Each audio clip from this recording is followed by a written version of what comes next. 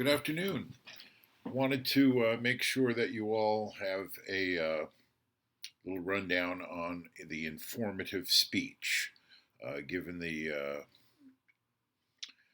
weather, Surfside, pandemic, everything else, and the fact that we're not meeting until next week, I wanted to make sure that you at least have a good handle on the informative speech. Those of you in my Monday classes will present both the occasional and the informative speeches next Monday. Those of you in my Tuesday class will present your occasional speeches only, and we will discuss the informative speech. Hopefully you'll watch this lecture anyway. You will do that the following week. Anyway, so let's just speak a little bit about speaking to inform. I'm going to run you through what the chapter is. In the third edition, I believe it's chapter 18. In the second edition, it's chapter 16. And in any case, it's nothing amazing. Okay, the learning objectives for this chapter for speaking to inform, and I have to keep checking my other screen. There are several kinds of speeches that you can do that are informational speeches. They can be speeches about objects or ideas, speeches about events and people, speeches about processes and procedures. How does this happen? And then those are the main speeches, really, and you want to figure out how to achieve your informative goals. Whether you are a student or an employee or a parent, speaking informatively is part of daily life. You want to convince somebody of something, you have to explain it to them clearly. So you likely describe or demonstrate or explain something to others every day. No surprises there. One category of speaking to inform is that of speeches about objects and ideas. When you speak of an object, whether it's an animate or inanimate object, a dog or a vase, you usually describe it and talk about its uses. When you speak about an idea or a concept, you define and explain it. When speaking about an object, what you want to do is paint an accurate and information-rich picture, and you want to make sure that you don't use technical terms that your audience might not understand while not insulting those who would understand them. So that if, as I've said in class, if you say you're a numismatist, you will lose the audience. If you say you're a coin collector, and coin collectors are called numismatists, then it might make sense to you. You want to provide new information. You're not trying to sell the object. It's not a persuasive speech. I play the guitar. Don't give a crap if you play a guitar. But here's why I play the guitar. Here's what I enjoy about the guitar, blah, blah, blah. You can use a spatial, chronological, or topical format. We'll get into that in just a second, okay? Speaking about an idea. General or abstract ideas work best as they allow for the most creative analysis and interpretation. Explain an idea in such a way that it has relevance to an audience, and in this case, you should use a chronological or topical format. I started playing the guitar because my Uncle George played the guitar. I didn't know what I was doing. He gave me a few lessons, and then I sort of went out on my own. And here's what I know about the guitar. This string is this string is that. Here's how this works. Here's how you tune it. This is what these things are called. And I don't play guitar, so you obviously know that if you do. If you're doing a speech about events or people, most of us are interested in the remarkable speakers and events of our history. Many of you have seen the musical of Hamilton. I mean, imagine getting a musical out of that. And it's an astounding musical. But people are interested in that. So it makes a solid speech topic. It can be someone famous. It may not be someone famous. It's your experience with that person or of that person or of the history of that person, if you simply read about their lives, that you're passing on to us. So you're simply informing us about it. It may interest us. We may want to go look it up later, but it doesn't matter. The point is you're simply informing us about it. A speech about an event, say a holiday, something that happens regularly, a holiday or a birthday. A speech about an event could be something that happened once, D-Day. Who really knows a lot about D-Day? I think it was June 6th, 1945, 4, something that marks your life, a graduation. Speaking about the graduation, when you finally got to see, your uncle from Australia came to see it because he wanted to see his nephew or niece graduate.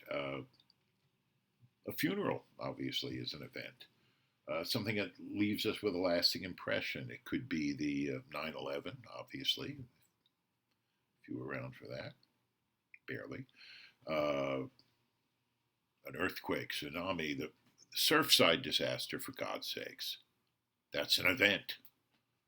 Your goal is to bring the event to life so your audience can visualize and experience. And again, in this speech, you can use PowerPoint. I don't encourage or discourage. If it's going to help your speech move along, that's fine. Okay? Now remember, you have to have references in the informative speech. So if you're going to tell me about Surfside, you might want to say, according to the Miami Herald, blah, blah, blah happened at this time. Or according to the mayor of Miami-Dade County, X number of something has been recovered and the operations continue.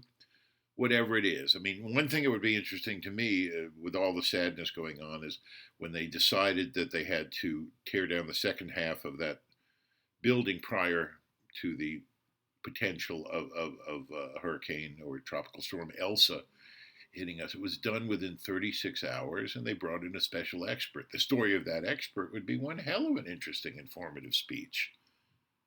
Because not only did he have to knock the building down, he had to do it without impacting the rubble from the first building so the searches could continue.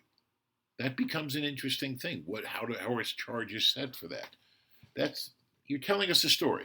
No big mystery to that. Your goal is to bring the event to life so people can visualize and experience it. Okay?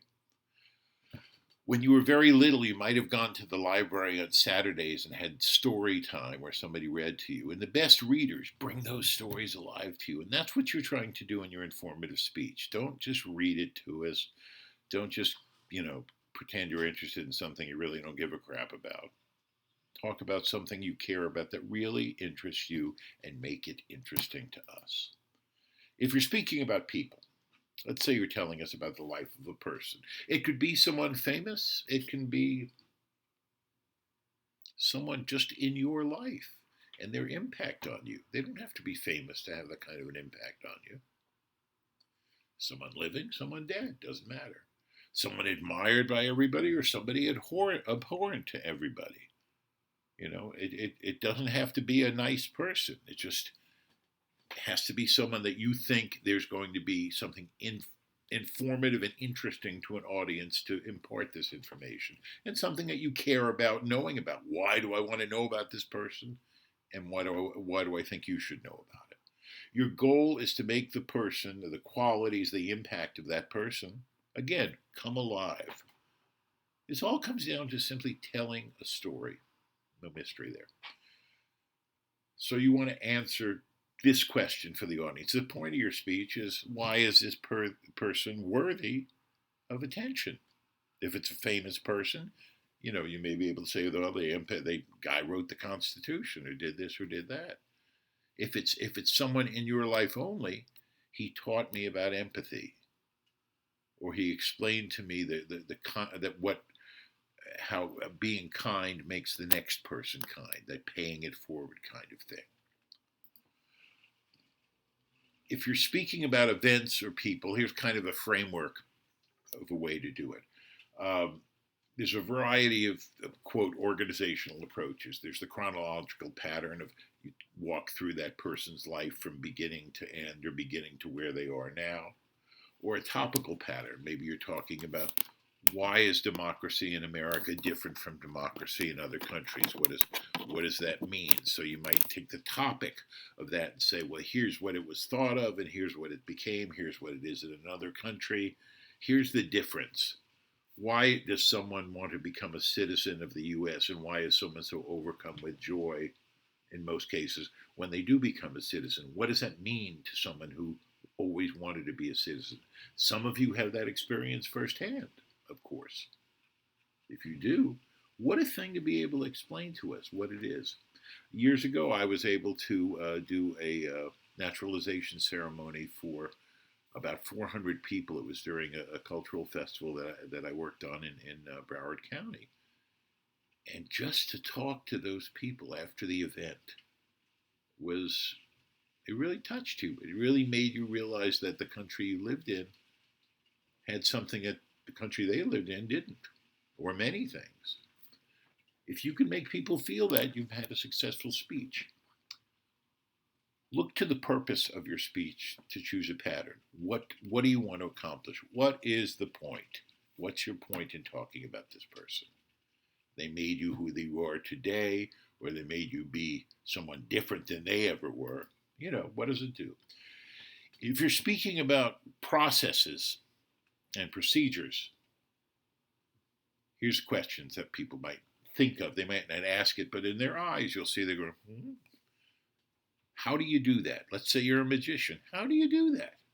Why does this work?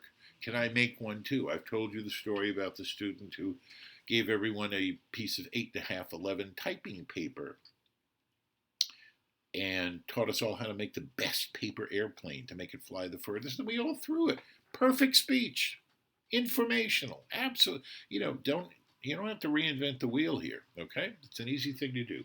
When you answer those questions, when we share our understanding about processes and procedures, that's another category of an informative speech. It absolutely qualifies. If you're talking about processes and procedures, magic. I happen to have a son who was, I guess he still is a professional magician, but now he's in the bar business. But when he was 17, he won, he was crowned the world champion under 18 magician. And he was a close-up magician. And so he can talk to you about it, but one of the interesting things that he learned about it is there's really only a small number of ways you can do illusions and ways that you can play with a deck of cards or flip a coin and make it disappear and come back. There's only so many methods that are physically possible. And you choose the one that's going to work best for that particular trick. And he's, I'd love to bring him into the class and bring him, not going to happen. So you not only want to communicate the information, but the special skills. Some of you have that ability to take a coin and roll it from finger to finger. That would not be me. But if that was you and you could show us that and say, here's how that happens, and you practice it. That's informational. You don't have to change the world here. All you have to do is give us an informative speech. Now, if you're speaking about the processes and procedures, how do you do magic? Chronological order really works best because it reflects the sequence of events or steps used in making or doing something. I saw this trick. I wanted to learn how to do this trick. I read about the trick. I read the instructions about how to do the trick, and then I realized what it required in terms of my coordination in order to do it, what it requires for you to do this sort of a thing. A topical pattern can also be used to describe techniques or methods. Topical pattern is talking about how do you make people scared with a magic trick? What can you do that just shocks them? And it can be something as easy as taking their wallet without them knowing, or while you're talking to them, their watch disappears from their wrist, or they float, or whatever the hell else they do. You want to keep your speech clear and comprehensible. Again, I caution you not against using technical terms, but against not defining a technical term, something that you would know within your expertise or area of discussion that an audience would not. How do you make it clear to me? You can tell somebody, we vetoed that. What does veto mean? It means that we decided to vote against it. We decided not to do that. We, as a group, decided not to do it. But if someone doesn't know what the word veto means, you've lost them. And you've lost them for that couple of seconds, and you don't get them back for the rest of the speech. It's easy to lose an audience.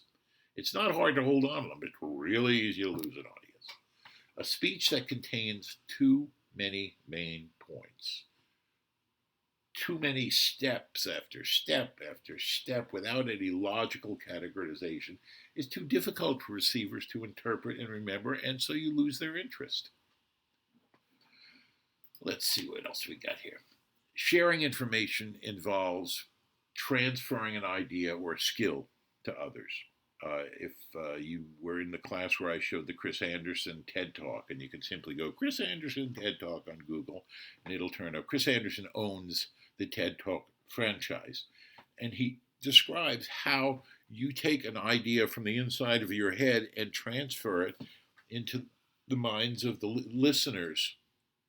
It's not an impossibly hard thing to do, but it's a very easy thing to mess up by simply stepping off the road and using a technical term they don't know, or not making your voice interesting enough for them to want to stay with you. Okay? Your idea is that you want to accomplish a very simple goal. You want to expand your audience's knowledge. That's really it. I'm not going to listen to a speech about a magician and go be a magician. I just may understand it and appreciate it a little more. It's like if you're a singer and you go listen to a great singer, you can appreciate it better than someone who has no idea how singing happens. Increasing the appreciation, providing information. Those of you who saw the Malcolm Gladwell speech that I showed, when he talked about happiness and used spaghetti sauce, the invention of, really the reinvention of the commercial food industry is what brought happiness, because it brought you choice. Choice can equal happiness in that situation.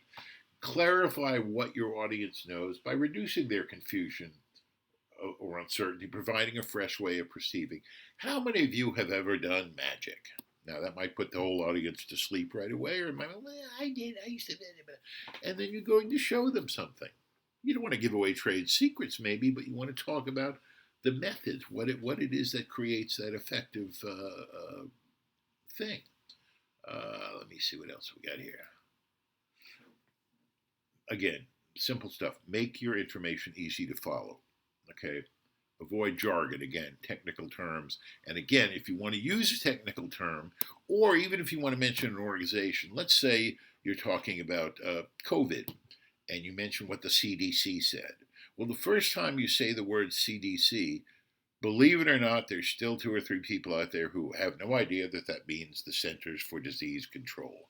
So the first time you use a term like that in a speech, say the CDC, the Centers for Disease Control, blah, blah, blah. After that, you can use CDC, and it's up to them to figure out and remember it.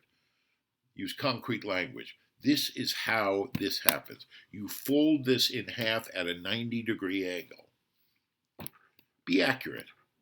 And back it up with sources. 3 references are required in the informative speech. A reference is your way to assure the audience that even though they may not know you as an expert, you have done the research so that what you are saying can be trusted. That's all it comes down to, okay? Be accurate.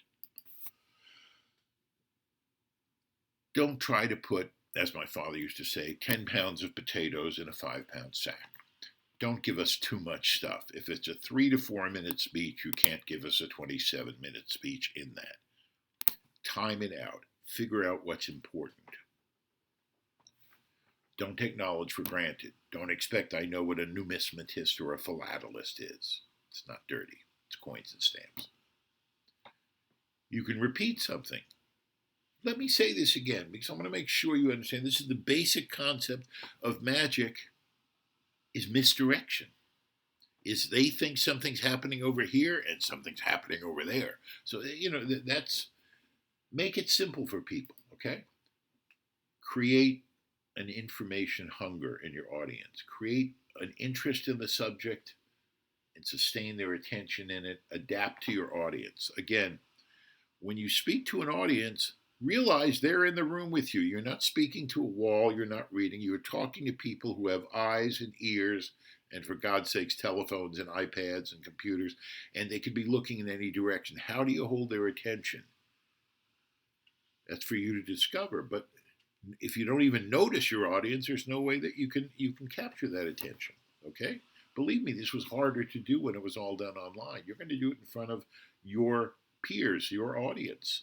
But they're eager to listen. They want you to be successful with it, okay? Be memorable. Say something memorable. Let them know what you think is important to retain. Regardless, let's say you talk about a hobby, any hobby at all. You go, Not everybody has hobbies. There are some people in this world that have jobs that are so thrilling that they don't need a hobby. Most hobbies come out of the fact that your daily work may not fully satisfy you, and this is your way to escape stress, your way to kind of change your mood. I have a hobby. I like to look at, I used to, I think I told some of you, I used to collect coins. And it wasn't just, oh boy, I have this valuable coin. The value really didn't matter to me. What mattered to me is, where did this coin come from? Where's it been? If I find an 1868 Morgan half dollar, I think there's such a thing, you know, what the hell was going on in 1868? Where was this dollar spent? What did a dollar buy? That things that, interest me, make them interesting to your audience. Stress those points via verbal and nonverbal means, using repetition, pauses, which we've talked about. You've seen the Billy Bob thing, vocal emphasis, changes in pitch, and gestures. And a gesture can be something as simple as raising an eyebrow, or, using your hands, or bending, or walking back and forth, or jumping up and down on the table. Build in audience participation. Don't be afraid in the middle of the speech to say, how many of you have ever seen David Copperfield perform? Some have, some haven't. Maybe you want to show us a quick 20, 30-second clip of David Copperfield doing something amazing.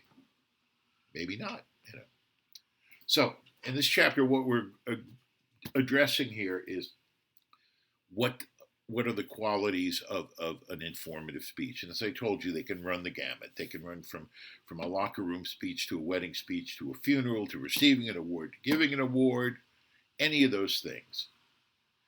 And this is the way you achieve these goals. Again, it's that presence. It's you, one, being there, two, making sure that you're trying to give us information that we will understand, not using technical terms that we won't understand. And finally, what pleasure you get out of knowing about it, or what you gain for yourself out of knowing about it. Like, I don't care about Hitler, folks, but learning about how that guy rose to power, learning about that history, is going to teach you about it when it happens again. And it happens again and again and again in history. History repeats itself because people forget what the hell happened last time that history happened. I hope I've helped you. I know we're in the middle of strange weather, strange times, and everything else. I'm going to just post this up there. Take a look at it. I hope it helps you get ready for your speech. Please do the 3 R's thing. Research, rehearse, relax. You may use PowerPoint. If you refer to a reference, you can refer to it in the speech, simply saying according to blah, blah, blah. Or you can have something in the PowerPoint that indicates where you drew it from. I don't go crazy with that. Last but not least, you are to turn in an outline for this speech. You can turn it in with the speech. You could send it to me the night after you do the speech. Outline is simply this. What is the topic of my informative speech? Okay? What is the point I want to make about this? Why do I collect coins, or why do I do this?